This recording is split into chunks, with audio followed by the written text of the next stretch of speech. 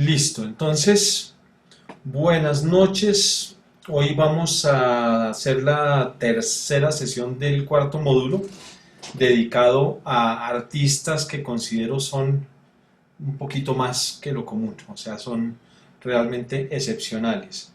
Arrancamos con Piero de la Francesca, ubicando a ese personaje que estaba en la mitad entre el medioevo y el barroco, digámoslo así, o sea, que está en un punto de equilibrio. Después seguimos con Velázquez y vimos cómo él, decíamos que era como el primer pintor en el sentido en que la pintura tiene un valor como tal. Y hoy se refuerza esa idea con el pintor que vamos a ver, que es Paul Cézanne.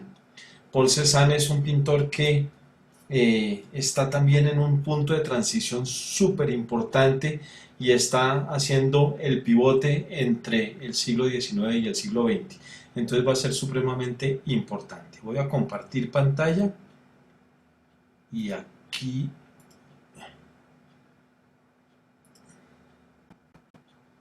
listo. Minimizo esto y me voy al comienzo de la presentación. Listo, si me confirman que están viendo el nombre de Paul Cézanne. Sí, señor. Perfecto, súper, muchas gracias. Bien, Cézanne es un tipo muy particular, de un genio terrible. Él era como neurótico, sufrió mucho, digamos, por ese carácter que tenía. Voy a ponerle de una vez una imagen de un retrato muy temprano de él. Este es un autorretrato y podemos de alguna forma sentir esa personalidad. Un poco antes de iniciar todas las imágenes, un poquito el contexto. Él nace en el sur de Francia, casi en la costa del Mediterráneo, en una región que se llama Provence o provincia, que es como toda la costa azul alrededor de Marsella, en un pueblito que se llama Aix-en-Provence. Y el papá, que inició siendo Luis Auguste Cézanne, inició siendo un sombrerero, alguien que comerciaba con sombreros, hizo una muy buena fortuna y se volvió banquero. Y como banquero tuvo también mucho poder económico, entonces, pero también era muy fuerte de carácter. Muy desde niño Cézanne quería pintar y el papá pues en contra, o sea, ¿cómo se le ocurre que se va a dedicar a la pintura? Y entonces entran en un choque muy fuerte él con su papá, porque él quiere dedicarse a la pintura, tiene el carácter, digamos, para hacerlo, es lo que quiere y el papá le dice que no puede ser, tiene que estudiar derecho, que tiene que estudiar lo necesario para salir adelante desde de un éxito. Entonces él empieza pintando casi que a escondidas y este es un paisaje, le interesan los paisajes, este es un paisaje muy tempranero de lo que él inicia esa pintura. Él ya está buscando como un carácter realista de esa pintura cuando hablamos de la escuela de Barbizon y de Millet y de Corot y de todos estos pintores, quiere como representar de una forma muy fiel el paisaje. Entonces, pero es muy intuitivo, no ha aprendido todavía, no ha estudiado y él está buscando como la grandeza en la pintura muy desde joven con una intuición, pero no con un conocimiento ni una capacidad. Miremos un típico cuadro de él siendo muy joven.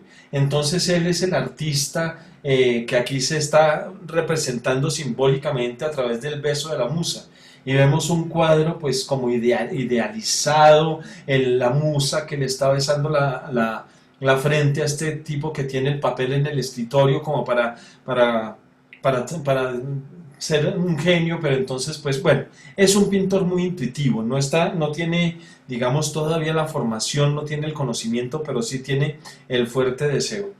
El papá compra una casa bastante grande a las afueras de Aix-en-Provence y Cézanne empieza a decorarla, a pintar las paredes del salón, del comedor, y entonces hace que son las cuatro estaciones. Y uno dice, increíble que esto sea un cuadro de Cézanne por lo que conocemos a Cézanne, pero entonces él muy intuitivamente está jugando con el simbolismo, está jugando como con una idealización nuevamente, jugando con las estaciones del año, o sea, como haciendo una pintura ideal. Y él me imagino que en este momento se siente bastante importante el haber podido representar esto en su casa. El papá finalmente está aceptando que él vaya a París a estudiar pintura y Cézanne se va para París a regañadientes, se va para París y entra a una escuela privada, se llama como la escuela suiza de Bellas Artes, que es en París, no es una escuela oficial, no es la escuela de Bellas Artes, que es a donde él quiere entrar. Y entonces él empieza pues a estudiar dibujo y ya desde entrada, miren, está dibujando un desnudo y miren el carácter con que ya tiene un dibujo. Estamos hablando de 1863, este es como a un año de estar en París, él está haciendo este tipo de pintura. Entonces Cézanne empieza a aprender a pintar en París y el sitio, digamos, donde se forman los pintores, no solamente en las academias, es en el museo, en los museos. Entonces Cézanne se va a buscar como a buscar los grandes maestros para que él empiece a tener un conocimiento profundo del arte que él quiere. Él está yéndose a los museos. Y quizás uno de los pintores que más influyen sobre él es Eugène Delacroix, el que hablábamos de la libertad conduciendo al pueblo. Entonces aquí vemos un cuadro de Eugène Delacroix donde este baño de mujeres turcas pintado casi que 9 años antes de que él viera el cuadro, o sea, es un cuadro de un pintor reciente. Y eso le entusiasma muchísimo. A él le encanta, digamos, a Cézanne le gusta esa fortaleza de la pintura de Delacroix, esa fantasía, ese mundo, digamos, idílico. Las mujeres bañándose, pues también tiene la atracción por lo sensual. Entonces, Delacroix le fascina a Cézanne. Y Cézanne empieza a pintar, digamos, en la escuela, a buscar una pintura así, y esto es lo que él hace. El juicio de París. Entonces recordamos a París que está dándole la manzana a Venus cuando Zeus le dice: usted escoja cuál es la mujer más hermosa, y este es Cézanne pintando en esta escuela de París, y vemos qué es lo que está buscando. Aprende a dibujar, aprende a pintar, pero está haciendo una pintura supremamente fuerte, una pintura que está respondiendo a su propio carácter. Y es que miren la pincelada, miren esa fortaleza del color. Él está interesado en él lo que quiere es hacer una pintura supremamente poderosa. Entonces este es un cuadro muy de ese comienzo, digamos, del trabajo. Le interesa el desnudo, le interesa lo sensual, le está buscando la belleza, pero sobre todo está buscando el carácter. Por esa razón le gusta tanto a Delacroix. Y vemos otro cuadro de Delacroix que a él le entusiasma mucho por su fortaleza. Ya lo habíamos visto, que es la barca de Dante, cuando Dante está entrando al infierno y Caronte que están llevándolos con Virgilio, y a estos personajes, estos desnudos que son tan expresivos. Él está estudiando. Entonces, ¿cómo aprende un pintor a estudiar? Pues copiando a sus maestros. Y este es un cuadro de Cézanne después de la barca de Dante, hecho un poco de tiempo después. Estamos hablando de 1870. Él está como buscando esa fortaleza que está viendo en los maestros y la está representando desde su punto de vista, con una pincelada fuerte, con un color rotundo. O sea, él es una persona que de entrada está queriendo ponerle mucho carácter a la pintura. Si estamos en 1870, estamos ya después él ya ha estado 7 años en París y ha conocido también a los pintores que están activos.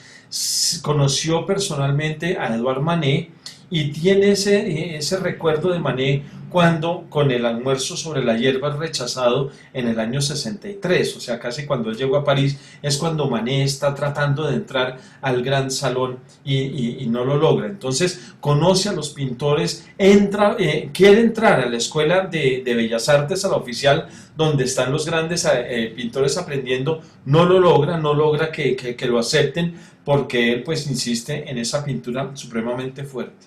Otro de los artistas que están influyéndolo mucho es Gustave Courbet. Recordamos a Courbet por el taller del artista, ese cuadro grandísimo donde él estaba en el centro pintando paisaje al lado de esta mujer desnuda.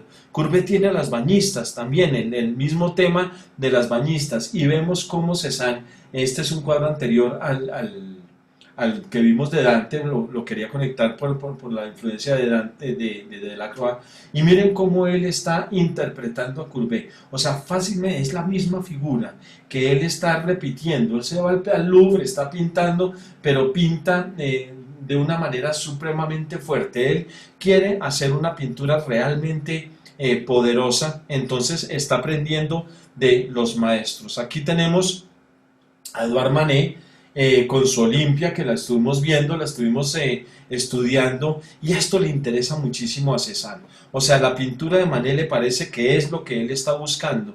Recordemos esa relación que tenía Manet con los impresionistas, con Monet, con Renoir, con Degas, con todos los impresionistas, y es que Manet no quería, o sea, no se sentía parte del mismo grupo y no exponía con ellos, no entraba en las exposiciones con ellos, porque él está buscando desde la oficialidad, lo recordamos, buscando también una pintura supremamente poderosa, una pintura supremamente directa. Entonces, Manet, que había, y recordamos aquí por las conexiones, Manet que había ido a Madrid, que conoció a Velázquez, que ya vimos a Velázquez, ese aspecto de la pintura profunda de Velázquez, que lo está siguiendo Manet, y él está conversando con Cézanne. Cézanne es más joven, por supuesto, y Cézanne está aprendiendo de Manet. Entonces, Cézanne, queriendo hacer también una pintura muy propia, muy personal, pero con la intención de los maestros, está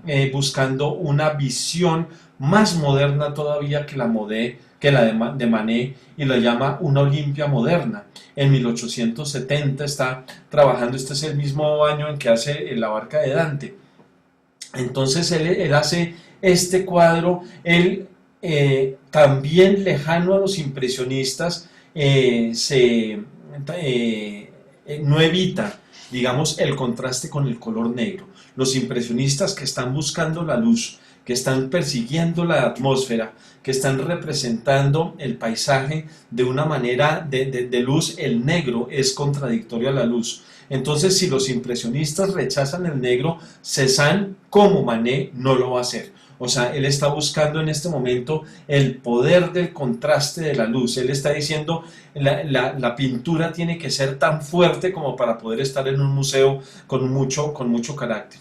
4 años después sigue trabajando el tema de la Olimpia basado en Manet, pero entonces aquí ya empieza como a iluminarlo un poquito, está en esa contradicción está buscando, ¿no? Los impresionistas están empezando a tener cierto poder, todavía están rechazados, no están aceptados totalmente en el mundo de París, pero ya está conversando con ellos, se hace amigo de Monet, se hace amigo de Renoir, está conociéndolos a todos y entonces sigue un poco como el consejo de ellos de iluminar un poquito la paleta. Entonces la diferencia, miren el anterior, la diferencia de este poder tan oscuro a este cuadro tan iluminado es lo que lo está entusiasmando.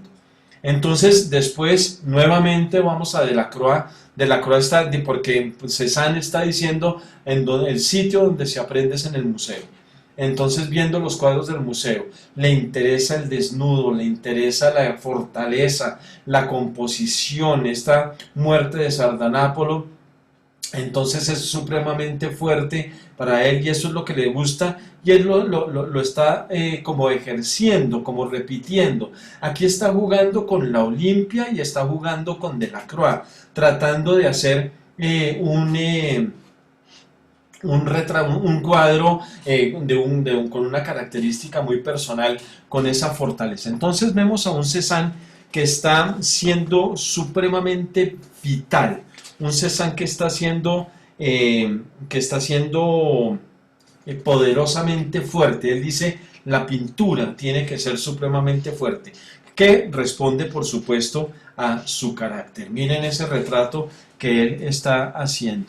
Entonces vamos a ver ahora yo, digamos, la forma como organicé a este pintor, no lo organicé tan cronológicamente como temáticamente. Vamos a ver retratos, vamos a ver pues influencias que él tiene también de otros tipos, vamos a ver paisajes, vamos a ver bodegones, o sea, como los tipos de pintura que él está haciendo por los intereses que él tiene como pintor. Entonces él, buscando el dibujo, buscando la representación y la fortaleza, se va a entrenar en el retrato. Esto es de 1875, un autorretrato, pero nos vamos a ir unos años antes, vamos a ir 11 años antes, como él comienza la idea del retrato. Retrato de un hombre, está buscando como el reflejo de la representación de la cara de un personaje que le está posando muy seguramente allá en París, en la escuela, está ese retrato de un hombre. Y por otro lado, Cézanne va a ser, tiene un gran amigo que vienen del sur de Francia, o sea que también se había ubicado en el sur de Francia, y es Émile Zola. O sea, el escritor Émile Zola es su gran amigo. Zola va a estar en París, Zola lo va a coger en París. Y es el quien vimos, si ustedes recuerdan, vimos un retrato de Zola hecho por Manet, donde les recuerdo tenía unas estampas japonesas y la reproducción de Los borrachos de Velázquez en el fondo. Entonces Zola es una persona conectada, Zola está trabajando, digamos, con todos los artistas y hacen un buen grupo, o sea, él entra en el grupo, pero Cézanne no solamente tiene un carácter muy fuerte, sino que es supremamente tímido. Él es una persona que no tiene, digamos, los aspectos sociales que tienen estos grupos, ¿no? Monet y Renoir son, pues, absolutamente sociables en todo sentido. Cézanne no lo es. Cézanne se queda como y le harta un poquito ese mundo como de los cafés y de los bares y el mundo de la rumba, digamos, eso a Cézanne le molesta muchísimo, pero Cézanne en todo caso quiere triunfar. Él quiere entrar a la Escuela de Bellas Artes, salirse de esa escuela suiza privada, y quiere pasar a las de Bellas Artes, pero lo rechazan. Y él hace un cuadro que él quiere mandar al Salón de Artistas oficial, pero también es rechazado. Y hace este cuadro de su padre, de Louis Auguste Cézanne, que es un cuadro donde ya tiene referentes, digamos, de lo que él está buscando y de lo que él quiere. Nuevamente vemos ese alto poder, ese contraste poderoso de tono del blanco y el negro.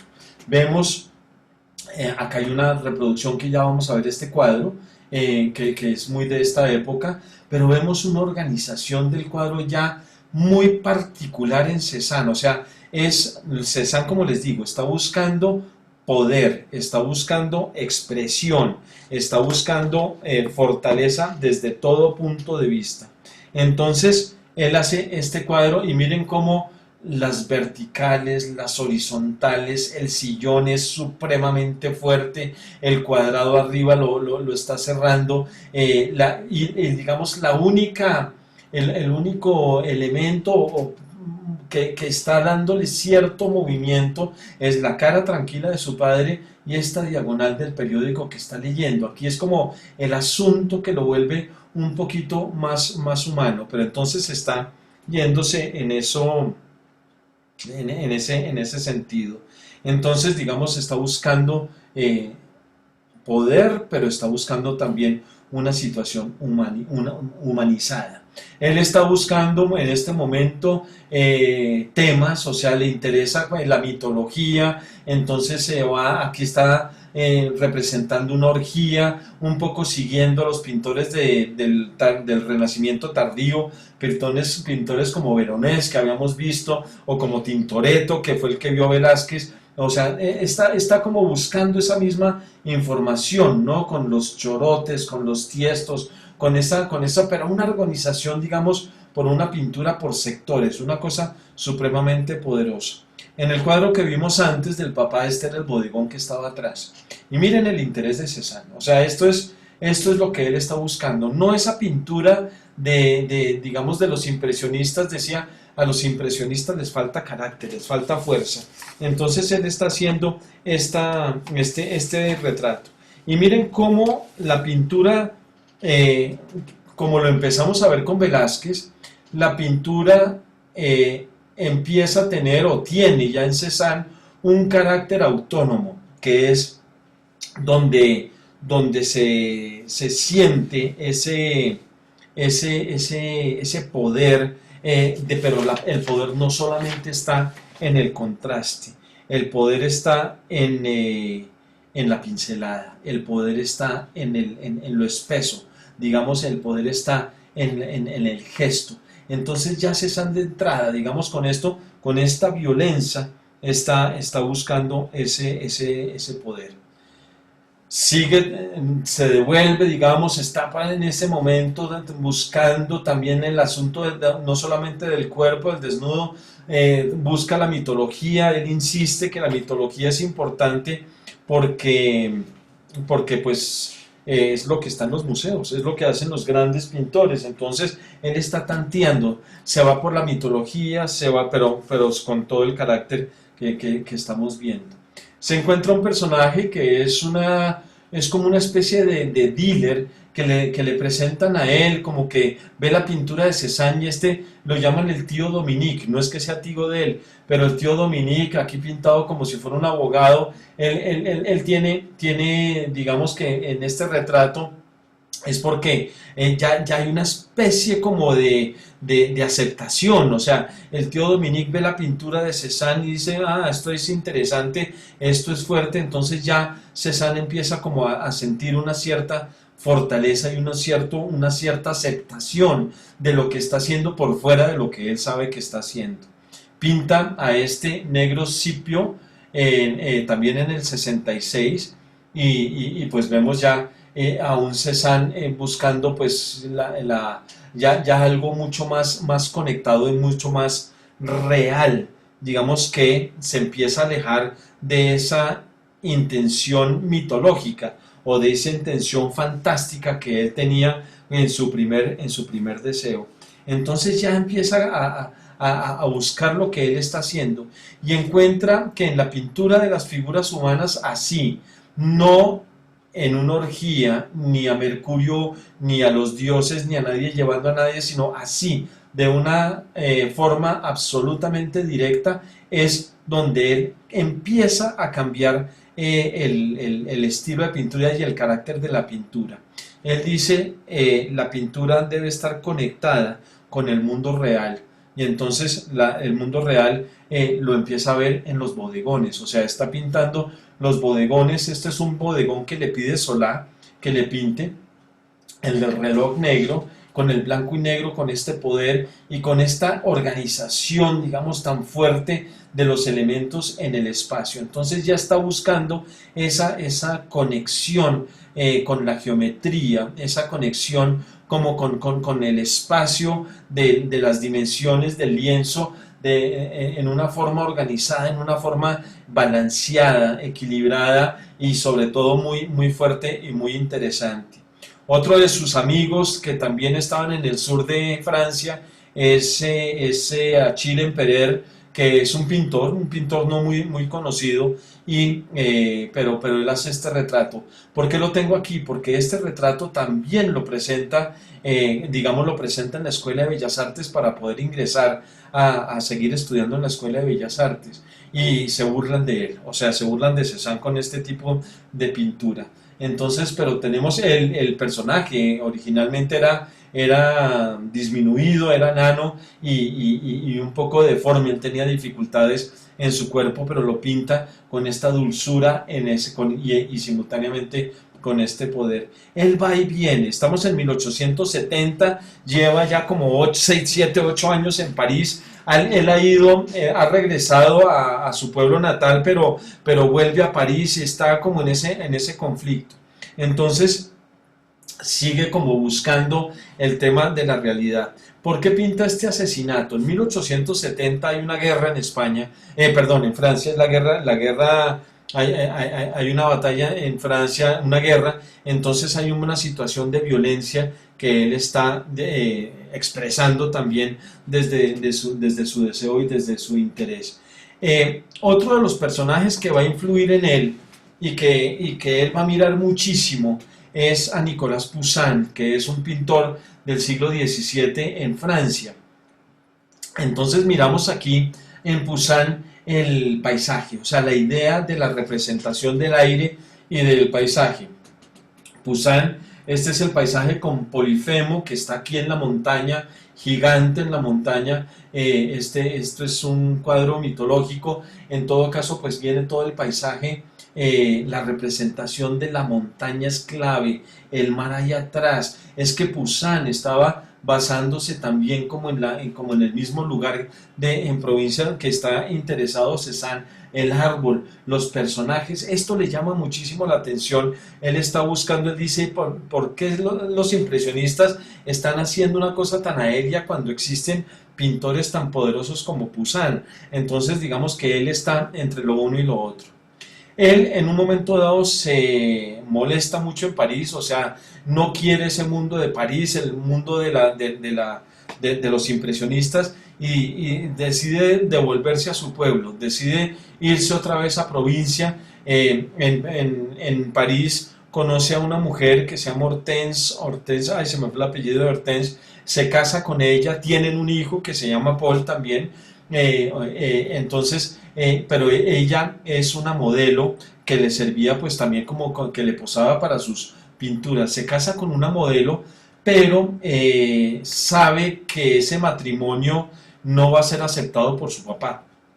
Entonces nunca le cuenta que se casó. Y se va con Hortense para el sur de Francia, no para Aix-en-Provence donde está el papá, sino se va para allá al Estac, que es un pueblo, y se va con la mujer, pero nunca le cuenta al papá que se casó.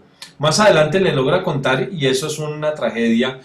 Se agarra también el papá porque pues obviamente él no va a aceptar digamos, esa desfachatez de ese hijo libertino que se casa con la modelo. Entonces el papá pues lo va a rechazar. Va hacia el sur de Francia y aquí tenemos ya una pintura también de ese año, digamos cuando regresa, que está buscando esa relación ya con el paisaje de una manera directa y de una manera fuerte y contundente. Vemos unas líneas poderosas aquí en la parte de abajo, esa línea de horizonte y atrás por supuesto la gran montaña de San Victoire, que para él va a ser supremamente importante, porque ese monte grandísimo, ese monte es sólido, es un monte de roca, se va a sintonizar con él de una forma muy cercana. Entonces ya tiene este paisaje. Esto es una pintura muy temprana de Cézanne.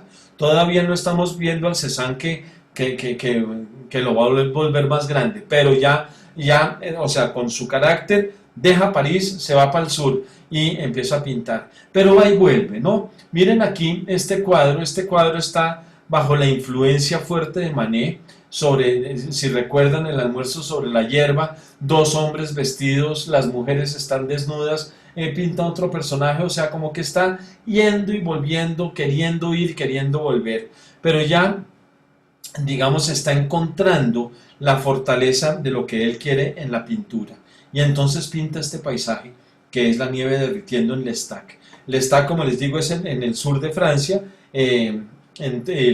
casi que en la costa mediterránea. Entonces, listo, esto es como ese periodo inicial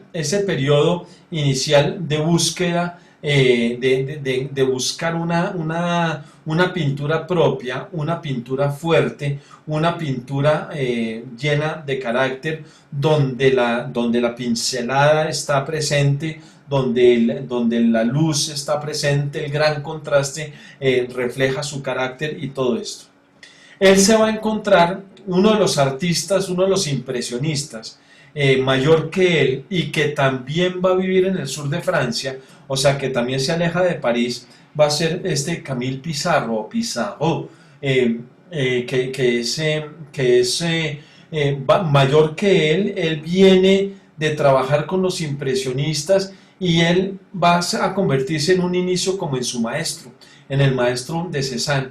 Y entonces Cézanne le decía que era el pintor Dios, le decía a Pizarro que era como el pintor Dios, que él estaba haciendo estos paisajes magníficos, súper bien acabados, bien estructurados, con la pincelada del impresionismo, con todo esto. Entonces Pizarro es el que lo invita a conectarse con la naturaleza de una forma mucho más cercana y mucho más real.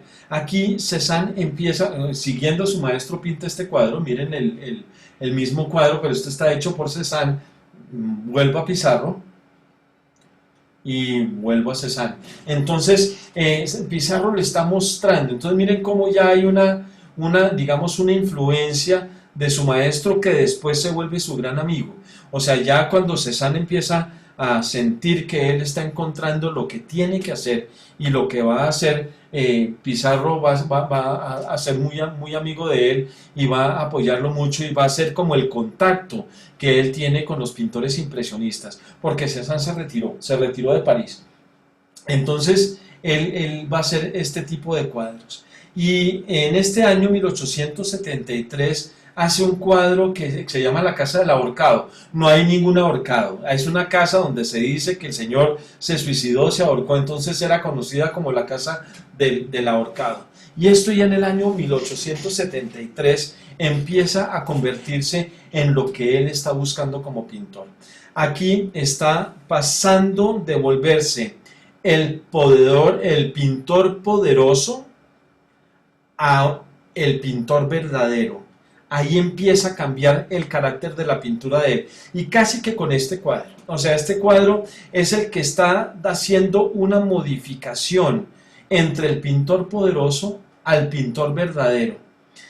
Eso me toca explicarlo. O sea, vimos el poder de lo que él estaba haciendo a través del contraste del color, de la luz, del blanco y negro exagerado. Vimos el poder en esa pincelada poderosa, supremamente expresiva, pero ahora él está buscando otro tipo de relación con la naturaleza, con lo que él está viendo. Entonces, él comprende en este momento, y gracias a Pizarro, él comprende que no se trata tanto del poder violento. Obviamente el poder va a quedar, pero no se trata del poder violento, sino que se trata de buscar una realidad, y voy a usar la palabra, una verdad en la pintura. ¿Y qué es lo verdadero? Lo verdadero es que está frente a un modelo, a un paisaje, pero está haciendo una pintura, de tal manera que la pintura no puede ser ni debe ser una simple imitación del paisaje como lo haría Poussin o como lo haría lo que él vio tanto en los museos, sino que la pintura tiene que tener una autonomía y un valor propio como tal, mucho más que Velázquez. O sea, lo empezamos a ver como con Velázquez cuando la pincelada suelta se conectaba con el mundo real. Y ahí vimos al gran Velázquez. Él está haciendo lo mismo, pero digamos a diferencia de Velázquez, está buscando una relación más poderosa. Vamos a ver a continuación esa relación que él tiene con el paisaje, con la naturaleza. Entonces vemos él está en la playa, afuera, abajo, en el sur, en la Stack, y estamos hablando ya acá ya de los años 80. Aquí los cuadros se están yendo más a un Cézanne mucho más maduro, mucho más avanzado. Entonces, ¿qué estamos viendo? Estamos viendo pues lo que él está viendo, pero él está buscando otro tipo de relaciones más poderosas que lo que él mismo está viendo. Ahí hablo de poder, pero el poder está en esa conexión a través a través de las líneas que atraviesan el lienzo, a través de unos, digamos que la lejanía está allá, pero yo sé que es lejanía porque estoy viendo el paisaje de atrás, pero este paisaje que está atrás, si yo no tuviera, si yo lo veo como si fuera una pintura abstracta, o sea que no estoy queriendo reconocer ni agua ni montañas, yo no lo veo atrás. O sea, lo veo, miren esta relación que hay aquí acá, este es otro color, este es otro elemento. Y eso se conecta con la autonomía del cuadro. El cuadro es un cuadro bidimensional, y eso lo hablamos con Velázquez, es un cuadro bidimensional, y miren esta conexión que hay. Si yo me quedara solamente con este detallito, miren la conexión de atrás hacia adelante, es que estamos hablando de la relación que hay con la pincelada y con el color de un elemento con el otro. Eso empieza a ser la maestría de Cézanne, pero no deja de ser la pintura de un paisaje donde en la representación esta montaña está allá lejos. O sea, parece una contradicción, es una paradoja. Desde el punto de vista plástico, desde el punto de vista de la pintura, hay una relación bidimensional. Esto está al lado de esto del color tan. ¿Y por qué? Y está como jugando con formas concretas, muy poderosas. Esto no es la lejanía en términos plásticos, es la lejanía en términos referenciales. Esa paradoja es lo que hace que la pintura tenga valor propio. El otro valor de la pintura está dada por la pincelada, o sea, él está trabajando en estos ritmos de la pincelada, buscando el color adecuado. Cézanne era un personaje que pintaba las obras y se demoraba muchísimo en cada una. O sea, los cuadros de Cézanne son larguísimos, son de mucho tiempo en la ejecución. Él se demoraba mucho porque él necesitaba tener el contacto. ¿Cómo era el contacto? El contacto es que él se sentaba frente a la naturaleza y la observaba y se quedaba de pronto antes de pintar, antes de iniciar el lienzo, antes de decidir, se quedaba solamente observando y observaba durante mucho tiempo y puede que durara días, digamos, observando, mirando, conectándose hasta que él sintiera la conexión con lo que está viendo. Entonces ese tiempo lo estaba manejando y empezaba a buscar sin tener que alejarse, o sea, sin fantasear, sin pintar mitologías, sino pintando lo que él tenía realmente al frente, con esa relación tan directa. Él estaba buscando esa plasticidad. Miren el detalle de cómo se conecta el azul con el verde, de cómo estas líneas están dándome un cambio en la modulación, cómo está sacando las luces, buscando estos rojizos en el árbol que con este rojo de arriba que él puso aquí arriba está dialogando con ese naranja que está en el piso, esa tierra. Miren los ritmos que están por allá, o sea, está volviéndose plásticamente muy musical, está conectando, está repitiendo, está haciendo eso con un gran cuidado, está pintando el Gran Pino se llama este cuadro. Entonces vamos a ver cómo la pintura ya tiene ese carácter.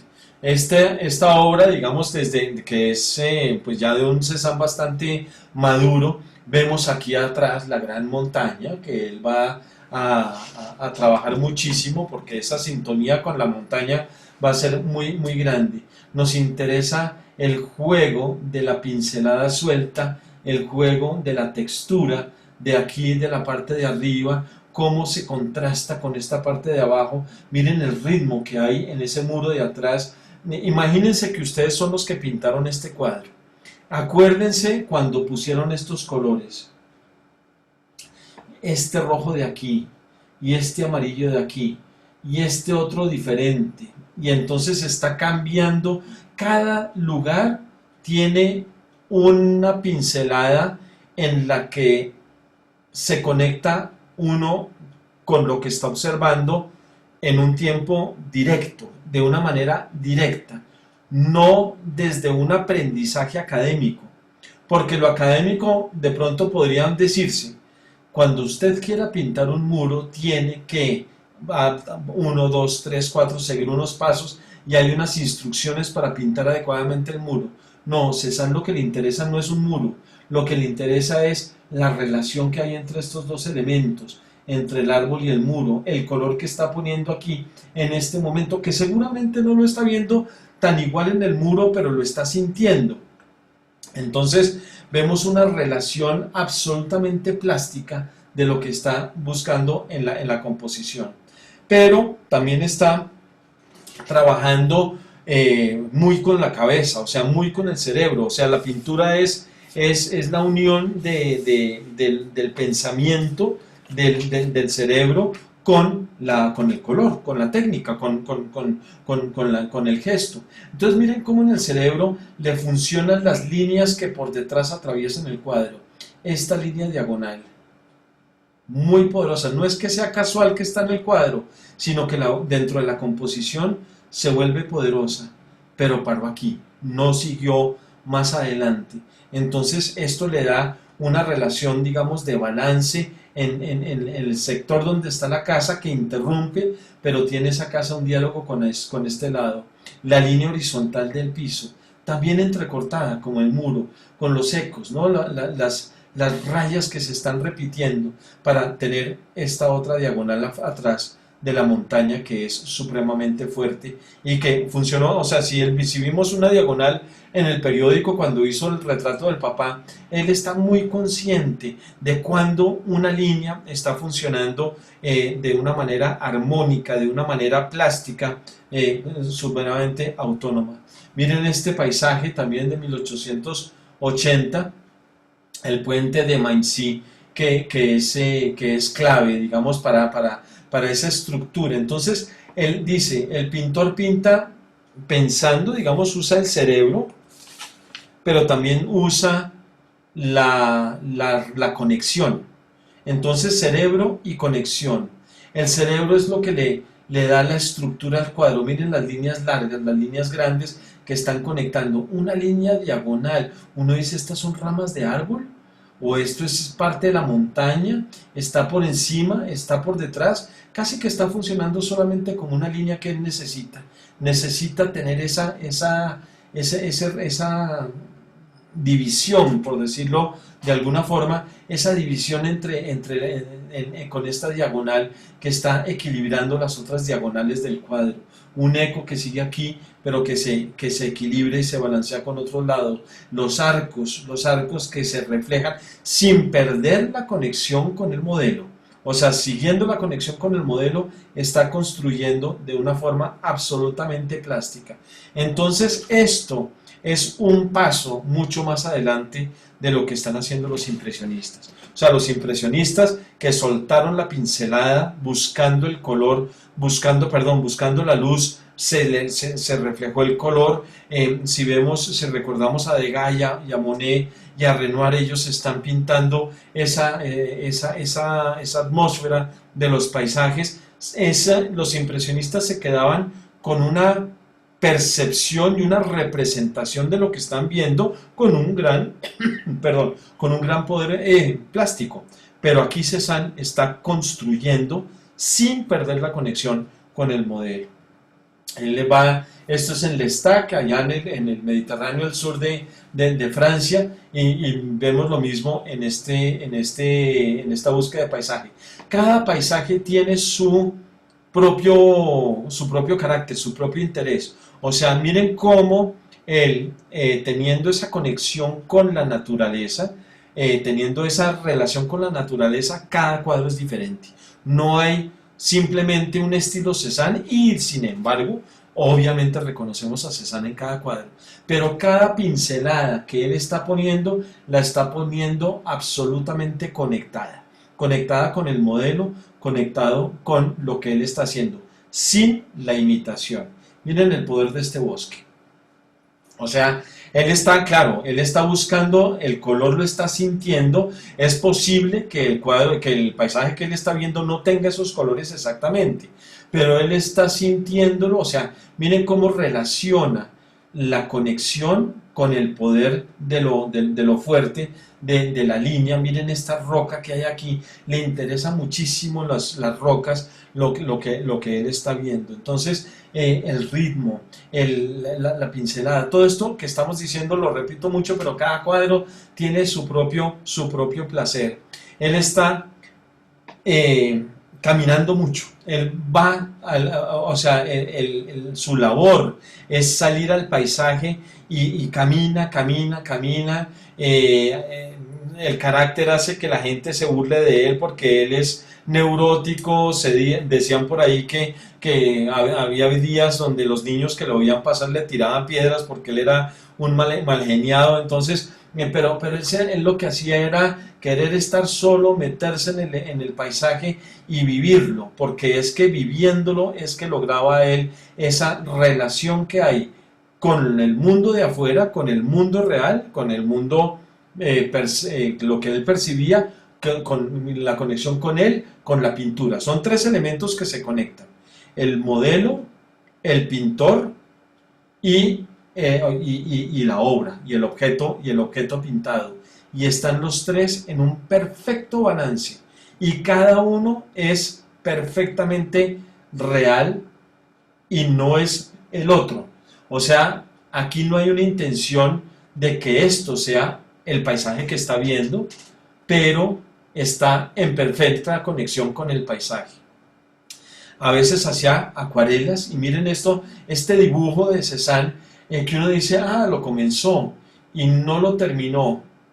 Pero entonces, ya desde el punto de vista de pintura, desde el punto de vista de lo plástico, yo podría preguntarme si es que necesita algo más, o si ya terminó. Esto me acuerda en alguna lección que yo tomé cuando estaba tomando clases de pintura con Julio Alpuy. Una vez yo estaba pintando en el estudio de él, y estaba yo trabajando, y estaba trabajando con témperas, y de pronto él se paró a mi lado y me pegó un puño en el brazo y me dice, ya, ¿qué más le hace? Y yo digo, pero es que no ha acabado. ¿Cómo que no? Mírenlo, ya acabó, o sea, ya está.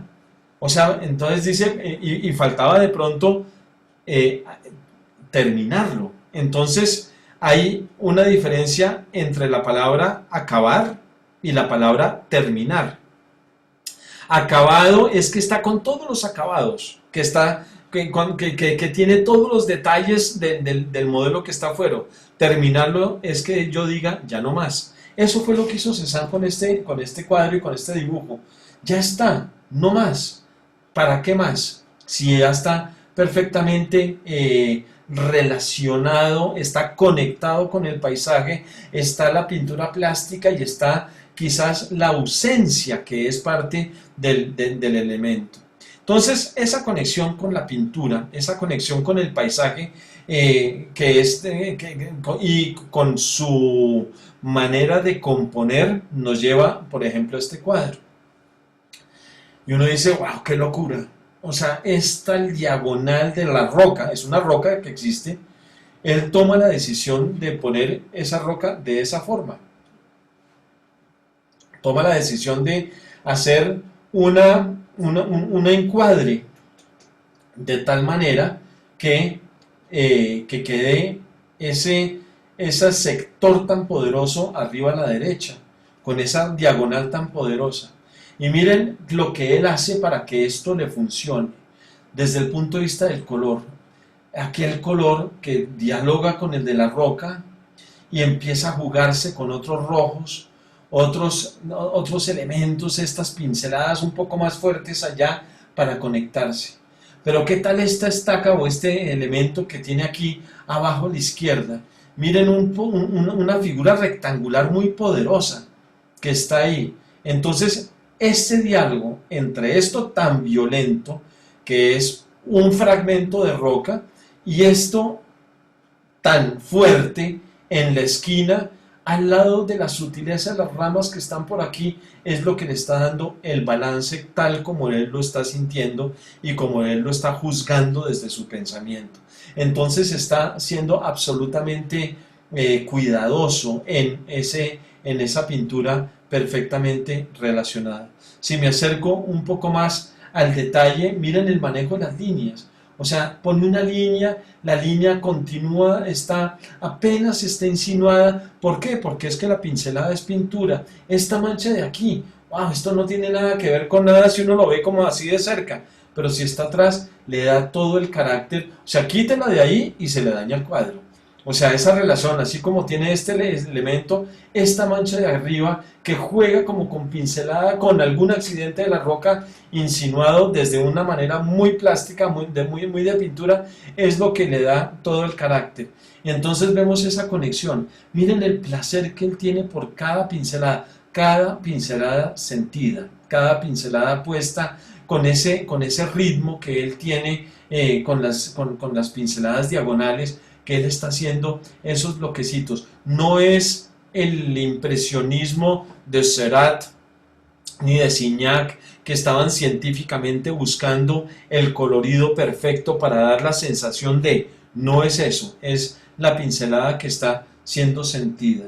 Si nos acercamos un poco más a las pinceladas, miren ese diálogo que hay entre la rama que está pintando de una forma supremamente suelta y las pinceladas tan libres que están siendo en eso para lograr este paisaje tal como lo veíamos aquí. Entonces esto es muy poderoso, o sea, vemos a un Cézanne supremamente poderoso en el paisaje. Así como está pintando, y lo vimos en ese paisaje apenas insinuado, voy a mostrar al final de cada uno de los paquetes, voy a mostrar una acuarela. ¿Por qué? Porque también era un maestro de la acuarela. Esta es una acuarela hecha ya él siendo un pintor conocido, siendo un pintor aceptado, que me falta contarles esa parte de la historia, lo estoy buscando aquí desde el punto de vista de la pincelada suelta y de la síntesis. Pintar una acuarela es muy diferente a pintar un óleo. En el óleo él está con mucha calma, con mucha paciencia y con mucho tiempo. La acuarela tiene otro tipo de agilidad, o sea, pincelada puesta ya la pincelada que se quedó. Entonces que apenas va tocando el cuadro para hacer ese paisaje. Bueno, les cuento un poquitico, traigo este dibujo aquí simplemente para mostrar que en el dibujo está haciendo prácticamente lo mismo y con una técnica completamente diferente. Este es Mercurio, entonces él pinta, está dibujando a Mercurio, él aquí ya no está interesado, esto es un cuadro bastante tardío de él, es un dibujo bastante tardío, del 95 ya está hecho, derecho, reconocido, etc. Ya les cuento un poquito de la vida de él. La línea es como la pincelada, tiene un valor propio. O sea, la línea como línea es lo que le está dando el carácter autónomo a la obra. Pero a su vez está representando, él simplemente está dibujando una escultura en yeso que él está viendo. Y miren los contrastes, o sea, acuerden, volvemos al juego que les proponía antes. Recuerden cuando usted hizo este dibujo y recuerden cuando usted tomó la decisión de que el trapo que viene por aquí, la línea continuaba con el brazo. O sea, recuerden cuando tomó esa decisión. No es un trapo y un brazo, sino que es una línea que relaciona el uno con el otro.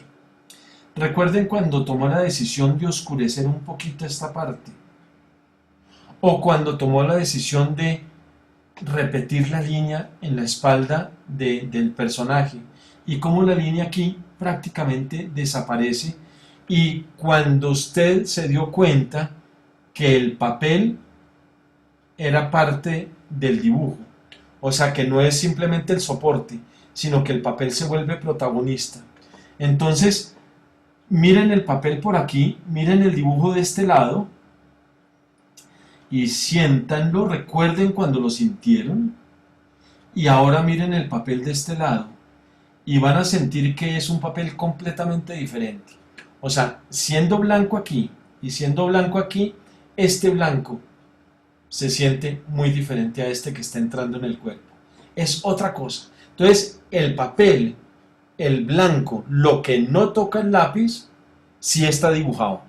O sea, lo que no toca el lápiz está dibujado. Y ahí es donde la conexión del pintor con el modelo, con el cuadro, Son tres cosas diferentes que están en perfecta conexión. Entonces lo vemos a través del dibujo, pero eso es lo que él está buscando a través de la pintura.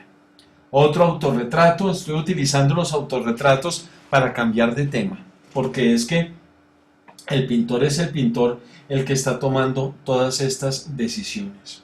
Un poco para contarles, él después en Aix-en-Provence, gracias a Pizarro, gracias a Solá, que tienen conexión con él, que están allá, lo van a visitar, a él lo van a visitar.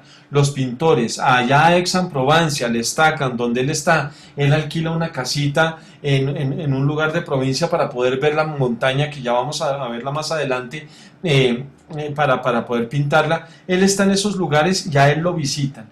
El papá le manda a hacer un taller de pintura, ya reconoce que el hijo es pintor, le manda a hacer en su casa un gran taller de pintura y entonces él ya puede tener el ejercicio. El papá siempre lo estuvo apoyando económicamente, a pesar de los desencuentros. Ahí ni se diga cuando se enteró que se casó con la modelo, eso fue terrible. O sea, el papá dijo, ya no le doy más plata. No lo apoyo más. Pero entonces y después él tuvo problemas con ella, con Hortensia, y ella se fue para París con el hijo, con Paul, y él se quedó solo abajo. Pero a él, como les decía, lo iban a visitar, iba a Renoir, iba a Monet, iban a visitar a Cézanne, y decían, lo apreciaban y lo respetaban mucho, y lo conectaron con una serie de personajes que eran muy importantes en el mundo cuando ya los impresionistas empezaron a tener éxito, los compradores, los marchands, Ambroise Vollard, Cochet. Vamos a ver un retrato que él hace de un personaje que le compró muchas pinturas. O sea, él empieza a tener éxito y empieza a salir de esa, digamos, esa penuria en la que estaba. Bueno, esto es un poco para contarles de la vida de él, pero ahora vamos a pasar a ver el proceso de los bodegones. Por supuesto, nos echamos para atrás en el tiempo, volvemos al blanco y negro. Él está mirando a Zurbarán, él está mirando seguramente a Velázquez, él está mirando a todos los pintores poderosos, pero ya está decidiendo que el contacto es con la naturaleza muerta, el contacto es con el objeto que él está viendo. No vuelvo a insistir más en el poder de la pincelada y en el contraste del blanco y negro. Esto es en el 65 y 2 años más tarde hace esto. Entonces ya empezamos a ver a un Cézanne que está buscando una cierta iluminación, sigue siendo el Cézanne poderoso. Estamos en los 60. El Cézanne que pasa a ser el Cézanne verdadero, hablamos de poder y de verdad, el Cézanne verdadero va a ser en finales de los 70 y entrada de los 80. Pero aquí ya está un Cézanne perfectamente poderoso, que es lo que está buscando. Una década más tarde, él está haciendo esto. Conoció a Van Gogh, era amigo de Gauguin, que son los otros postimpresionistas, ¿no? Cézanne nunca va a ser un impresionista, sí, él va a ser postimpresionista. Entonces, sí, podemos hablar de eso también un poquito más. Y es que el impresionismo, o sea, los que buscaban los impresionistas, es la representación de la atmósfera, ese no es el interés de Cézanne. Y se vuelve post porque es que la pintura como tal tiene mucho poder en su autonomía. Vimos los girasoles de Van Gogh, ahora vemos este florero de Cézanne. O sea, él muy rara vez pintaba flores, lo hizo. Él, digamos, no le gustaba tanto pintar flores porque él se demoraba mucho en cada cuadro. Entonces las flores no se le iban. Era más fácil las manzanas y las frutas porque podían perdurar un poquitico más en el ambiente. Pero tal como lo vimos en el dibujo, se siente perfectamente ese fondo, con esa pincelada, con esto, se siente esa relación entre lo uno con lo otro, el diálogo, los diálogos que están ahí, miren estas líneas sueltas que están por acá, como lo vimos en Van Gogh en los girasoles. Pero él, como les decía, buscaba las frutas. Vamos a ver los bodegones, qué es lo que él está haciendo con esta pintura de bodegones. Pincelada, las líneas, lo mismo que veamos, pero aquí hay algo diferente. Lo voy a explicar con el siguiente. Este es, digamos, de una época madura de él, digamos, trabaja con los objetos y lo que vimos en el paisaje, el interés de las líneas fuertes que atraviesan sin romper el cuadro, del poder de los elementos. Pero aquí en este caso tenemos es una línea diagonal muy poderosa que está dándole toda la inquietud al cuadro. O sea, está la línea de la mesa, pero esta línea de atrás es la que le está dando el juego nuevamente, esa diagonal que hace el carácter emocional del cuadro. Una diagonal poderosa aquí, ¿para qué? Para que dialogue con una diagonal sutil que va en dirección contraria. Entonces el balance, y miren esta pinceladita que da por aquí, esos elementos tan sueltos con los que está jugando. Lo vimos en el dibujo, miren cómo trabaja dos manzanas o una manzana y un durazno que puede hacer este otro, y miren la línea aquí le pertenece a las dos, no a una o a la otra, sino que le pertenece a las dos, y eso le da un carácter de amarre, un carácter de unidad absolutamente poderoso y absolutamente fuerte. La línea del florero, que aquí se debilita, que desaparece y se conjugan el uno con el otro. Entonces está haciendo esa pintura. Pero ¿qué es lo otro que él hace? Él decía, digamos que la conexión, pues digamos, él está enfrente del objeto y está conectado con el objeto. Entonces él dice lo siguiente: si yo lo miro con los dos ojos, estoy viendo la profundidad. Ahora cierro un ojo, lo miro con uno y ahora lo miro con el otro. Cierran uno, cierran el otro, intercambian un ojo con el otro. Y ustedes van a ver que a cambio de la profundidad, lo que hace es moverse un poquito el objeto por un lado para el otro, si está con un ojo o con el otro. O sea, que él está viendo que una cosa es la profundidad vista por la visión bifocal y otra cosa es la relación de si lo veo con un ojo o lo veo con el otro simultáneamente, se mueve un poquito. Entonces él empieza a decir, necesito ese tipo de movimiento para que la profundidad no desaparezca, sino que cambie en función de la autonomía de lo plástico, en la autonomía del cuadro. Entonces lo que él está haciendo es moviendo sutilmente una cosa y la otra. Miren, ya no con los ojos, sino desde el punto de vista horizontal.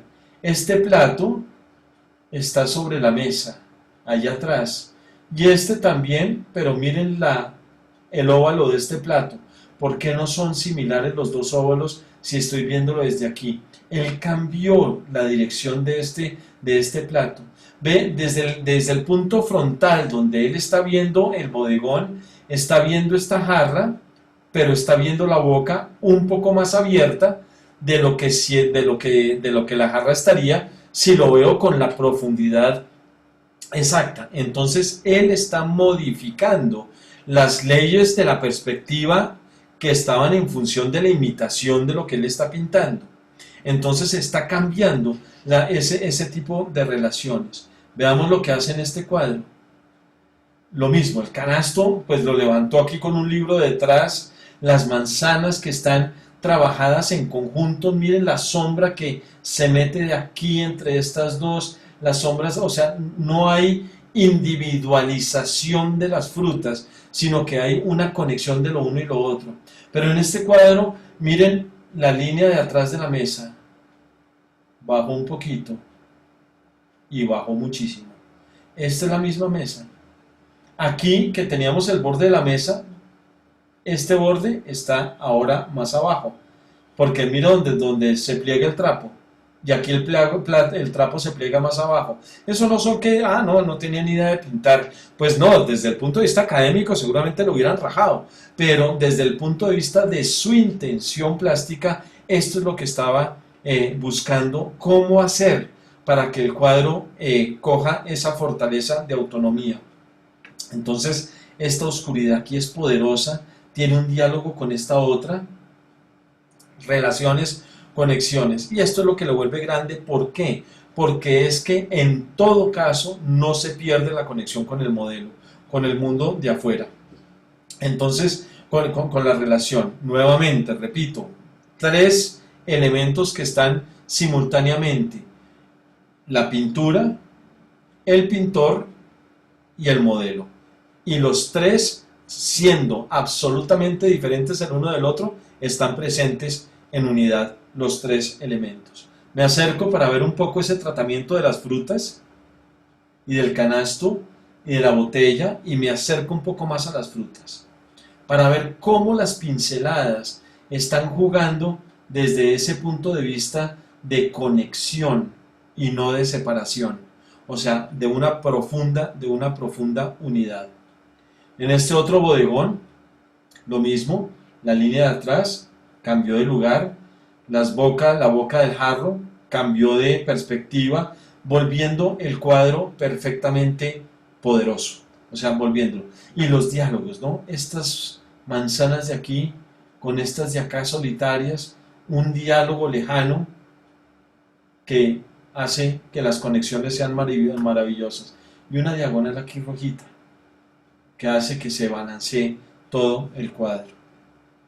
La pintura de este yeso, el Cupido de yeso, que es muy interesante también lo que él hace aquí, porque tiene unas cebollas, unas manzanas, unas frutas. Y miren esta manzana de aquí, miren el tamaño, parece es un balón que está ahí atrás, en la parte de atrás, pero esto es como si la manzana, que en vez de estar aquí, se hubiera subido hasta acá.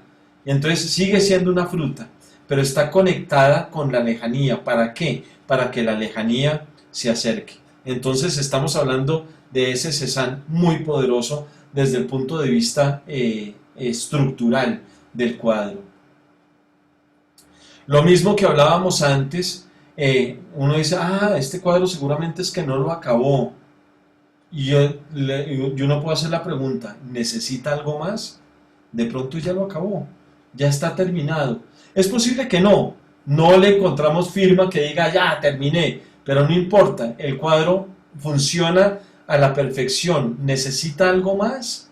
De pronto no, ya está conectado. ¿Por qué? Porque lo que estamos viendo es pintura. Entonces, tenemos a un Cézanne en los bodegones supremamente fuerte, supremamente verdadero desde esos tres puntos de vista que les he planteado, y cada cuadro con su propio placer. Acuérdense cuando ustedes escogieron los colores para pintar este trapo, y acuérdense cuando decidieron que este rosado debería estar al lado de azul y que aquí habría una pincelada verde, como un poquito aquí está. ¿Por qué se les ocurrió esta pincelada verde? ¿Habrá un diálogo con los otros verdes? Maravilloso diálogo. Las texturas, cambio de tela, una tela, otra tela, la mesa, la silla, lo que está atrás, ya no importa nada, absolutamente autónomo. Y también visto desde el punto de vista de la acuarela, de la agilidad, de la rapidez. Miren la cantidad de líneas que escogió para esta botella. Este cuadro está pintado en el año de su muerte, es una de las últimas obras hechas por Cézanne. Vamos más adelante y ahora vamos a pasar al Cézanne que está haciendo retratos. Él escogió temas, el paisaje, el bodegón, y ahora lo vamos a ver en el siguiente tema, que es el retrato. Por supuesto, su mujer, su modelo, fue la que mucho tiempo le funcionó como retrato antes de que se separaran, que pues no rompieron el matrimonio, pero ella se quedó en París con el hijo y él se quedó abajo en esto. Pero entonces, poderoso ese rojo. Y entonces, aquí vamos a ver cómo Cézanne va a ser una influencia muy poderosa en Matisse, que lo vimos en el color de Matisse, y es el poder de esos colores. Picasso y Matisse decían, o sea, los dos le atribuyen que Cézanne es el padre de todos los pintores modernos. O sea, él reconocían en Cézanne toda la modernidad. Entonces, aquí, digamos, meto este paréntesis, y es que hay dos maneras de ver la grandeza de Cézanne, o muchas maneras, pero hay dos muy poderosas. Una manera es ver cómo él afectó desde el postimpresionismo fue la semilla de todo el arte del siglo XX, de las primeras vanguardias. Cómo él afectó a Picasso, cómo él afectó a Matisse, cómo todos tenían que ver con Cézanne, Mondrian tenía que ver con Cézanne, todos tenían que ver con Cézanne, esa es una. Pero esa no fue la que vivió Cézanne. Cézanne la que vivió fue la de pintor. Entonces he hecho más énfasis en esa otra forma de comprender a Cézanne. No el que va a ser el padre del arte moderno, que lo fue, sino el que está haciendo una pintura absolutamente sólida, que es ese interés que le estoy viendo. Este personaje al cual le hace un retrato, que es Victor Choquet. Víctor Choquet es el personaje que le va a comprar muchas obras. Él en un momento dado le compra como 28 cuadros. Y entonces eso fue en este momento que estamos devolviéndonos al 77, Choquet le permite a él tener un bienestar económico bastante poderoso. Y entonces él, mire que este retrato está muy desde ese comienzo de la pintura de los 70, sin embargo ya vemos que esta línea no corresponde con esta, que hay unos elementos de construcción absolutamente autónomos. Madame Cézanne, que está trabajando con él, pues digamos que está apoyándolo en su pintura, en esa, cuando están juntos, ella le posa, se sienta, y además que posarle a Cézanne era terrible, porque eran mucho tiempo. O sea, miren, pues ella le tocaba quedarse ahí y se nota que le tocaba quedarse muchísimo tiempo. Pero Cézanne buscando esa pintura, veo el placer de las manos, esa pintura tan suelta, tan maravillosa en ese sentido. Miren otro dibujo de Cézanne, quiero pues, no tendría que decir que él está siendo grande desde todo punto de vista. Esto es bastante posterior, me voy un poquito antes, al 88, ya un Cézanne reconocido, cuando pinta a este joven con el chaleco rojo. Él está haciendo modificaciones desde otro tipo, modificaciones en el modelo, o sea, le tiene que funcionar el modelo así tenga este antebrazo supremamente largo al lado de este otro que es muy corto. O sea, él está haciendo las modificaciones que necesita para dentro del modelo, ya no es en la arquitectura del espacio de los bodegones, sino en el modelo lo tiene que modificar para que funcione como él está buscando ese funcionamiento. Este retrato de la mujer con cafetera, seguramente es Madame Cézanne también, el título lo trae ahí, y es otra cosa también muy poderoso, digamos, la arquitectura con este ritmo de estos cuadrados que hay atrás, seguramente de una puerta, cada uno tiene un elemento, esta línea que está en una sutil diagonal nuevamente, o sea, muy buscando esa relación. El otro personaje que fue muy importante para él y posteriormente para Picasso, que Picasso tiene un retrato cubista de este personaje, que es Ambroise Vollard. Ambroise Vollard es crítico de arte, es escritor, es una persona que lo va a apoyar y que va a mostrar la pintura de Cézanne, o sea que lo lanza con esa maravilla de pintura que estamos viendo. Miren las pinceladas, aquí cambio los colores, el verde en la frente, los ojos como los puso. Esto es un pintor pues que está por supuesto pensando en una pintura mucho más poderosa que desde el punto de vista plástico que cualquier otra cosa. Mujer en Azul de 1904, 2 años antes de su muerte, lo mismo, o sea, no puedo dejar de decir la maravilla que hay detrás de toda esta plasticidad y este manejo del color y el manejo de la pintura con autonomía. Y el otro modelo que él tuvo cuando se separó de su mujer, cuando se fue la mujer a París, fue el jardinero, pobre jardinero, un viejito muy querido, se llamaba Villiers, el jardinero Villiers le posaba, aquí está en el 87, posándole de pie a Cézanne, y entonces empezamos a ver esa relación entre el retrato y el paisaje en este cuadro, cómo lo está manejando de una manera fantástica. Y en el año de su muerte pinta al jardinero, ya el jardinero mayor, pues ya se ha pasado 10 años con el jardinero, y entonces aquí con esa soltura del Cézanne absolutamente maduro, y lo vemos también en acuarela. Entonces, muy poderoso ese Cézanne. Pasamos ahora a otro tema, que es el tema de las bañistas. Se dice, pues, no sé de dónde sale la información, pero digamos un poco por la relación con su mujer, por la relación que él tiene en París con el mundo nocturno y tal, que él tenía mucha dificultad con las mujeres. Se dice que, pues, que la relación era una relación que él tenía en la mente como idealizada. Lo vimos cuando él pintaba esas bañistas después de Delacroix, cuando estaba buscando como el cuerpo femenino, pero el cuerpo femenino a veces tenía modelo, a veces no, entonces está trabajando con dificultad y él se mete mucho con el desnudo femenino por un interés personal, por supuesto, y él empieza a ver, vamos a ver cómo en ese otro tema, diferente, o sea, vimos el paisaje y es un Cézanne conectado con el mundo exterior. Vimos el bodegón y es un Cézanne conectado con el mundo interior, con el mundo de la casa por dentro. Vimos a un Cézanne retratista conectado con otra persona, pero ahora cuando él empieza a trabajar a los desnudos no está haciendo retrato.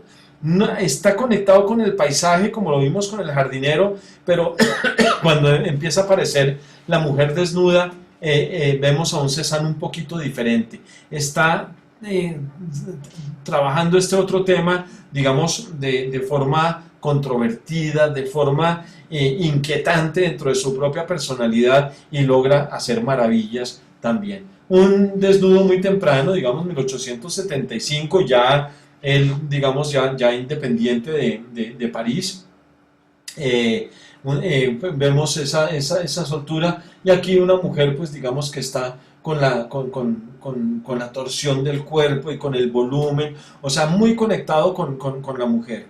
Va trabajando no solamente el desnudo femenino, sino el desnudo masculino. Vemos que 10 años después pinta este famosísimo bañista que está en este momento en el Museo de Arte Moderno de Nueva York, que es una maravilla y que fue un referente para Picasso súper poderoso tanto en la época azul como en la época rosa de Picasso. Entonces tenemos este bañista con ese Cézanne jugando con la atmósfera, con la pincelada, con el color, el verde por aquí que está dialogando con el otro verde, el azul que se metió por todo el cuerpo, por todo el cuadro, perdón, con la línea fuerte. Mire esos pies tan poderosos, con una línea rotunda, la línea que a veces aparece, que a veces desaparece, que no es una línea continua, sino que es una línea expresiva, el fondo azul que se siente diferente aquí, siendo el mismo color a como se siente acá. O sea, tenemos un personaje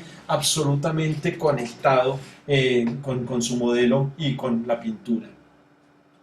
Y ya hacia el final, digamos más adelante, empieza a trabajar a las bañistas desde otro punto de vista. Ya no es una mujer posándole, digamos, como modelo, no es lo que le está buscando, sino está buscando el ritmo, está buscando la dirección en las diagonales, unas contra otras. Miren la fortaleza de esta diagonal con esta al lado de la compensación de estas otras mujeres que están todas en diagonal. Entonces está modificando el cuerpo para que le funcione dentro de la plasticidad del cuadro. Está modificando el desnudo para que le funcione como pintura. Díganme si no sería importante este cuadro para Picasso cuando pintó Las señoritas d'Avignon. Entonces veíamos que él tuvo la influencia de Cézanne, pero miren, recuerden Las señoritas de Avignon, que teníamos esas mujeres con esa libertad precubista o protocubista del cuadro de Picasso, y abajo un pequeño bodegoncito. ¿Será Picasso que lo vio? O sea, que vio esta misma idea de cómo el bodegoncito que está aquí abajo está articulando, está relacionando el cuadro de una manera diferente. Cézanne lo tenía muy claro, y este cuadro está pintado 13 años antes de La señorita d'Avignon. Entonces vemos la soltura de la pincelada con estas bañistas, o sea, está manejando el mismo criterio de la pintura. Y de las grandes bañistas tenemos este poderoso cuadro, que es gigantesco. Además es un cuadro los personajes son de tamaño real, o sea, hay una fotografía que no la traje aquí, donde Cézanne sale ya muy anciano, sentado al frente de este cuadro, y Cézanne tiene como este tamaño más o menos. Es un cuadro gigantesco, donde todo el poder de ese triángulo es grandísimo, donde las figuras son supremamente poderosas. Miren estas pinceladas de aquí arriba. Este es el último año de vida de Cézanne que estamos viendo. 2 años antes, para mostrar también con bañistas una acuarela que es supremamente clave. Y vamos a ver con este autorretrato que es de 1900, antes de su muerte, 6 años antes, vamos a ver otro tema, o sea, si trabajó las bañistas, trabajó el retrato identificando a la persona, aquí ya es un conjunto de personas lo que él está trabajando con los jugadores de cartas. Entonces lo mismo, el interés es plástico, el interés es la modificación del espacio, nuevamente vamos al interior pero en relación con el retrato, y este cuadro lo trabaja muchísimo. Él hace muchas versiones de los jugadores de cartas. Aquí los tenemos con este personaje observando desde atrás, y la tranquilidad de estas personas que ya no, él lo tiene que trabajar, obviamente no va a tenerlos a ellos sentados quieticos durante tantas horas, lo trabaja con otro criterio, hace el mismo cuadro de una forma diferente, le maneja un nuevo personaje que es esta niña que está detrás, un cuadro que está por aquí que antes no estaba, un jarrón que está compensando, estudia los jugadores de cartas. Este cuadro que es, según tengo entendido, el cuadro que más caro se ha vendido en la historia del arte, o sea, claro, mucho tiempo después de Cézanne, esto se vendió en Arabia, creo que 120 millones de dólares, es el valor que tuvo esta obra, lo mismo, ¿no? O sea, el poder. Cézanne decía que la naturaleza hay que verla de una forma simple para poder tener esa conexión. Decía, la naturaleza hay que verla como si fueran esferas, conos o cilindros, ¿sí? O sea, no verla como el detalle en la naturaleza. Entonces vemos ese poder del cilindro en este tronco de este personaje, o la esfera, o las figuras geométricas sencillas, que es lo que él está buscando en la pintura. Otra versión diferente de los jugadores de cartas, y por supuesto vamos a verlo también cuando él lo está estudiando a través de la acuarela. Un retrato más para llegar al último tema, ya estamos terminando. El último tema de Cézanne, que es la montaña de Saint-Victoire. El poder de una montaña, la solidez de él la está viendo reflejada en este monte de aquí. Y él pinta el paisaje con los pinos, pero ya el interés está en la montaña. Este es un cuadro del 82. Vamos a irnos 15 años después y vemos la montaña de Saint-Victoire con ese poder de lo que hablábamos del paisaje. Pero aquí la montaña le atrae muchísimo. Y vemos cómo la montaña, que si yo la veo en una fotografía, ahorita la vamos a ver en imágenes reales, la montaña, cómo la montaña no es que esté allá, lo que hablábamos del paisaje, ¿no? En el cuadro está perfectamente relacionado desde todo punto de vista, en las pinceladas, todo lo que hemos hablado. Entonces la montaña está aquí, pero también está allá. O sea, por el tamaño, por lo que sea. O sea, está jugando con esa plasticidad. Miren el elemento tan poderoso de estas rocas que se juntan aquí, con el tronco aquí también en diagonal, la otra diagonal, el movimiento necesario dentro de la composición decidida por él. Otro cuadro de la montaña de Saint-Victoire, ya muy hacia el final de su vida, donde la pincelada es absolutamente sintética y suelta, donde no tiene problemas de poner nubes verdes arriba, donde está jugando con esa plasticidad, y también la montaña en acuarela como la hemos visto. Entonces, este es Cézanne. Cézanne, un pintor, o sea, no tuve mucho, digamos que me concentré en verlo como el pintor que él fue, no tanto como el que él influyó en el arte moderno. Eso, digamos, es una anécdota que se va a ver posterior. Lo que me interesa es verlo porque él es grande, por qué la pintura de él es poderosa, y lo resumo en esto que he repetido tantas veces, y es que hay una perfecta conexión con el mundo de afuera que él está pintando, con el mundo de adentro que es el mismo, con el cuadro que él está haciendo, tres cosas diferentes en perfecto diálogo. Yo me acuerdo con Alpuy también, alguna vez salíamos a la calle y él conversando conmigo me decía, no trabajes desde la imaginación, porque si no, tus cuadros serán demasiado limitados. Si trabajas desde la imaginación, tu pintura va a ser muy limitada. ¿Por qué? Uno dice, qué locura es eso que me está diciendo. Dice, porque es que todo viene del mundo de afuera. Lo que hay que estar es conectado con el mundo de afuera, y esa fue la gran lección de Cézanne. Bien, en los últimos 4 minutos también termino con un video con musiquita, y el video está dedicado a este último tema que es la montaña de Saint Victoire. Entonces espero que se oiga bien, que no tenga problemas.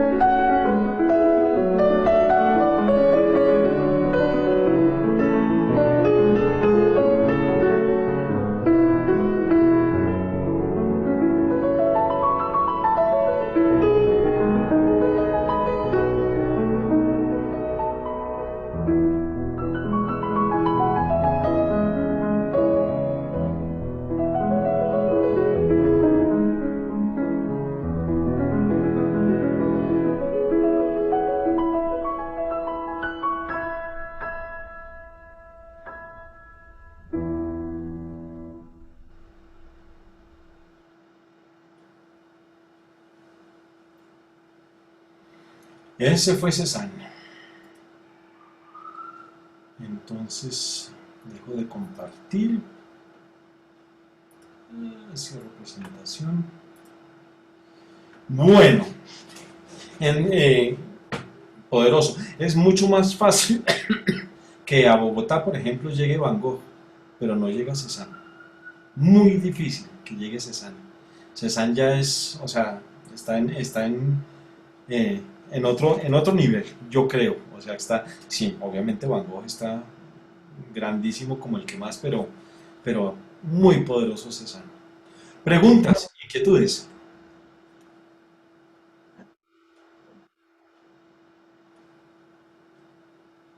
Yo diría que, aun cuando influyó en los pintores posteriores, es un ser único, Sí, único en su pintura. sí, se siente un poco y como lo era él, ¿no? Tenía muchos amigos en París impresionistas, pero no, se fue, se alejó. No, Sí, claro. era único en todo sentido, en su soledad Sí, también, sí, neura como el solo, pero bueno, sí, Me maravilloso, encantó, me pareció maravilloso, es me increíble. maravilloso. encantó. Sí, Y después, además que aquí lo vemos, busco las mejores imágenes que encuentro, la mejor resolución posible, a veces no la logro del todo, pero lo que hay que hacer es tarea, ir a verlo, no hay que leerlo. ¿Dó- A mí me tocó dónde? hace un rato, hace un tiempito, un año larguito que fuimos a Nueva York, me tocó una exposición de dibujos de Cézanne, dibujos y Wow. acuarelas. No, eso es una locura, una locura, una locura. O sea, es un gran, gran pintor. O sea, tremendo. Entonces, a la altura de Velázquez y a la altura Oh, más alto. a la altura de Cézanne. Sí, increíble. ¿Dónde se ve la mayoría de su obra? Pues en el Museo d'Orsay de París hay buena cantidad, digamos, para verlo. En el Museo de los Impresionistas. Ahí están por todos lados. O sea, en muchas colecciones del mundo. En Estados Unidos hay bastantes, Cézanne. En Pittsburgh, en Pensilvania, en Nueva York, por supuesto, encuentras Cézanne. eh, Hay buenos Cézannes en el Metropolitan de Nueva York. Eh, sí, Cézanne pintó mucho además, él tiene mucha, mucha pintura, mucha obra y al puro final digamos en los últimos 20 años de su vida ya era reconocido y admirado por muchos. Él iban a donde él iban a consultarle o sea, tuvo su éxito, arrancó muy mal. O sea, imagínense desde esas 4 estaciones que pintó para la casa de su papá al comienzo a lo que llegó. Eso sí es que tuvo mucho, mucho trabajo. Y cada cosa la trabajaba muchísimo, muchísimo.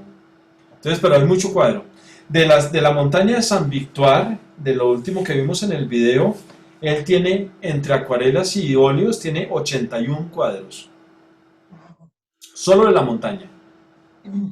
81 cuadros de la montaña. Eso es increíble. Qué barbaridad. Y lindísimo. El video final lindísimo. Súper. Buenísimo. Sí.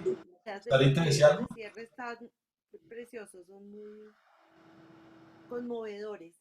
Pero yo le iba a hacer una pregunta a Rodrigo. ¿Qué Dimes. sabemos de la relación entre Cézanne y Picasso? Yo veo ahí como un diálogo. Total. Picasso, la frase de Picasso es que Cézanne es el padre de todos nosotros. O sea, lo conocieron. O sea, Picasso conoció a Cézanne. Eh, Cézanne tenía, pues cuando murió Cézanne murió joven, no tan mayor, él nació en el 39, Como de 67 años. 67 años murió. Él era diabético y ya le contesta la pregunta. Él era diabético y en el 2000, en 1906, que estaba pintando por fuera, cayó una tormenta tremenda, él se mojó, se empapó y después se maluqueó, se desmayó. Un campesino que pasaba lo recogió en una carretilla y se lo llevó para la casa y llegó a la casa y le dio neumonía y a los pocos días murió. O sea, él estaba en ese estado. Lo mató el Picasso conoció, sereno, mejor dicho. ¿cómo? Lo mató el sereno, mejor dicho. El sereno lo mató. Eh, Picasso conoció la obra de Cézanne directamente. Yo no estoy seguro que Picasso haya hablado con Cézanne. No estoy tan seguro de esa conexión tan directa. Es posible que lo haya conocido, porque Cézanne estaba aislado. O sea, Cézanne vivía en el sur, en Aix-en-Provence, y Picasso pues era joven, era en ese momento estaba en París conquistando el mundo parisino y todas todo lo que odiaba a Cézanne le fascinaba a Picasso. La vida nocturna de París, pero sí Picasso, o sea, vio a Cézanne y la conexión fue inmediata. De hecho, pues digamos desde el punto de vista plástico, esas modificaciones estructurales que él hacía tanto en el paisaje y sobre todo en los bodegones, de verlo de un punto de vista y del otro, ya estaba planteado desde Cézanne, que fue lo que con Braque formularon el cubismo. O sea, esa multipunto de vista de un objeto es lo que hacen los pintores cubistas ya de una forma racional y de una forma absolutamente directa, que es lo que vimos ya hace tiempos que vimos cuando vimos la relación entre lo emocional y lo racional. Picasso se lo aprendió a Cézanne, o sea, Cézanne ya lo había planteado, pero Cézanne está en un punto donde no es cubismo, no está planteando el cubismo, lo plantean después los otros, pero no lo hubieran podido hacer si no en la pintura de Cézanne. No estoy seguro de que lo hayan conocido personalmente, pero sí, tengo que averiguar eso. Pero sí, obviamente la pintura estaba muy cerquita, Picasso a la pintura de Cézanne. Em, Tú nos mostraste uno de los, no sé si fue el primero cuadro de paisaje, que hay unas rocas adelante y la montaña atrás. Yo pensé que estaba desenfocado. ¿Es así? Es posible que esa resolución no sea tan buena. O sea, hay cuadros que no tienen, sí, hay uno que estaba, el puro primer paisaje, No sé si era el primero. espérame a ver sí. Como de las rocas anaranjadas. Y Entonces no era el primero. no. Voy a buscarlo.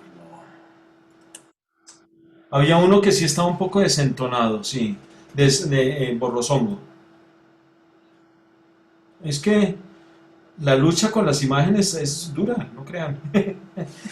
Sí. Buscando imágenes, uno dice, ay, ¿por qué no lo tengo en mayor resolución? Busco y los bajo grandes, los bajo todo lo que necesito y a veces no lo logro. Sí, espera, estoy buscando a ver. Hay uno que, sí, uno que era en el interior de un bosque con unas piedras muy anaranjados, sí está un poquito desenfocado. Él no pintaba borroso. Pero también se podría dar, ¿no? Es posible, sí. Sí. No, eso sí es increíble. Sí, francamente. Entonces, ¿lo podemos mirar? ¿No lo puedes volver Sí, a...? claro. A ver si es Por este. favor. Estoy buscando espérate que me toca volver a compartir. Y tan, compartir, y entonces me toca ir aquí. Espérate, lo busco primero. Se me perdió. ¿Dónde estaba hablando yo de paisajes? Creo que es este, vamos a ver. ¿Este? No, ¿No? No, eran como unas, yo no sé, unas rocas mucho más grandes adelante y atrás. De pronto es antes que este, No espérame. sé si era la montaña o qué. A ver, me voy. mire la piedra grande. ¿Este?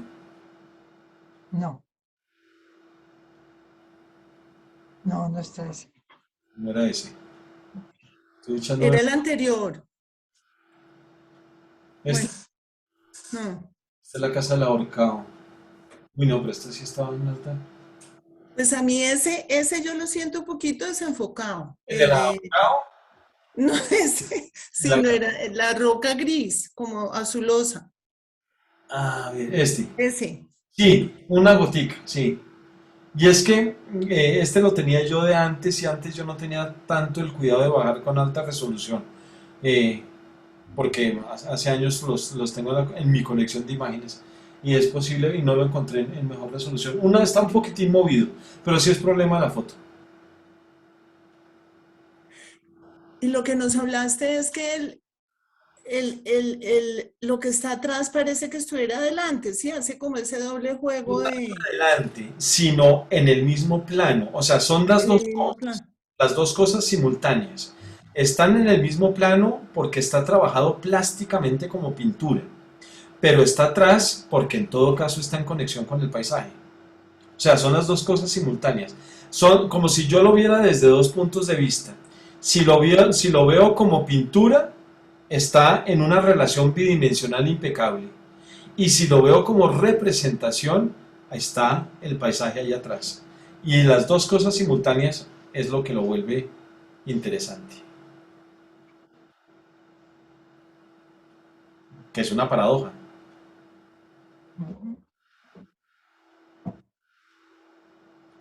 Ese era el Cézanne. Bravo. Bueno, muy bien. Entonces, en la próxima clase tenemos la última del módulo. Que quiero ver tres artistas italianos. No son tan poderosos como Cézanne, pero son grandes artistas también. Pero para ver otro punto de vista ya del arte del siglo XX, que son Modigliani, Giacometti y Morandi. Tres artistas que a mí me gustan mucho, pues que digamos que me funcionan bastante bien. Sobre todo Modigliani y Morandi. Me encantan como pintores. Vamos a ver cómo lo vamos a aproximar. Y tengo la idea de que después continuemos con un quinto módulo, como les decía la vez pasada, de poder trabajar otro tipo de arte en el planeta, que es el arte oriental, ver qué pasa en China y qué pasa en Japón, que eso también pues es maravilloso, y de pronto también qué pasa en África, desde otros puntos de vista que son increíbles, y en prehispánicos.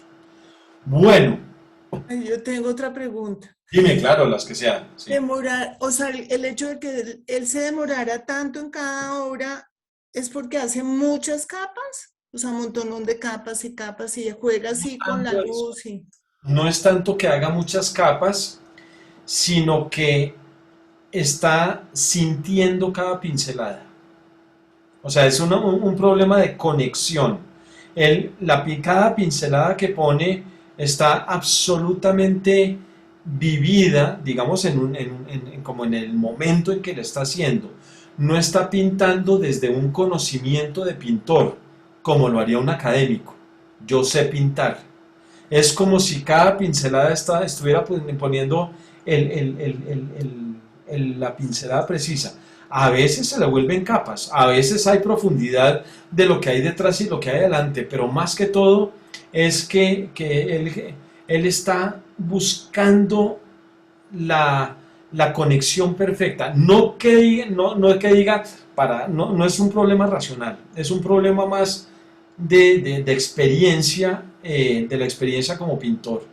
Eh, Hay una frase que digamos que estaba leyendo ahorita, pues digamos que estaba siguiendo ahorita, y es que él cambia, digamos, la diferencia entre un pintor académico y Cézanne como pintor, es que un pintor académico está siendo modelado.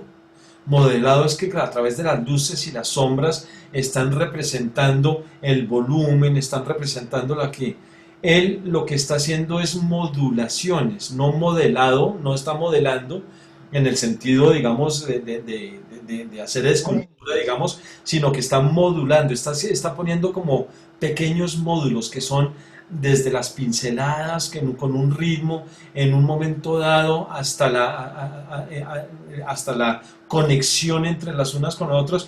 Se demoraba mucho porque es que cada pincelada está perfectamente bien sentida. No es tanto de capas, que las tiene. ¿Sí es más claro? más o menos. Entiendo que era como un meditador, ¿no? Es como por ahí la cosa. Sí. De hecho, su tipo de meditación dentro de ese mundo turbulento que él tenía emocionalmente es que él vivía el paisaje muchísimo antes de pintar. O sea, parte de la demora es que él salía y caminaba y caminaba y caminaba y caminaba y se comía el paisaje. O sea, era muy solitario él, ¿no?